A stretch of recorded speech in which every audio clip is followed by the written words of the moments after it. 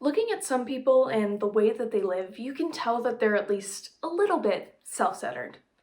Take, for example, celebrities. Their drama that they have where they try to paint the other side as these villains when in fact they're both in the wrong. They tend to be so absorbed in what they feel and what they think that they forget that the other person has feelings too.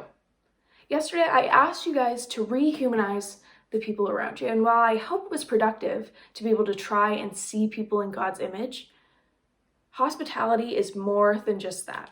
Jesus shows us that hospitality only works when we recognize our and other people's humanity. What I mean by that isn't that we see other people as like these aliens or non-humans.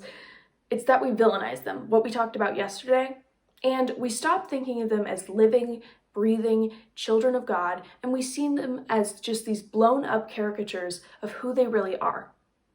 And sometimes we dehumanize others and paint ourselves in a better light or more righteous than we actually are. We see ourselves as better versions of who we are. So while dehumanizing people is bad, so is inflating ourselves.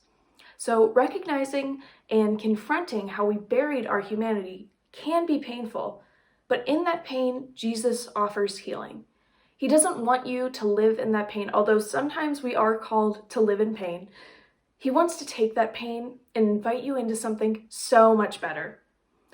Jesus' ministry was all about recognizing people's humanity, the good and the messed up parts, and then telling them about himself and then bringing them in.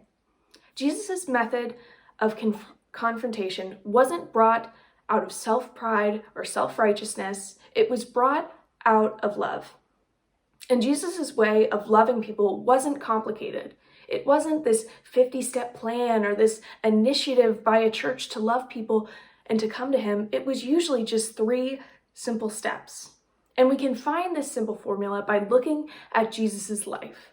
He, number 1, asks questions and listens to their story. Number 2, tells the story of God. And number 3, he shares a meal with them. Think about it. How many times did Jesus stop and ask people questions that he didn't know? And then tell them about the kingdom of God? And then how many people did Jesus sit down and share a meal with?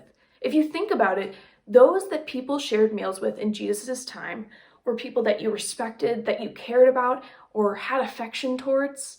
So Jesus showed people the way by respecting them, learning about them, and loving them.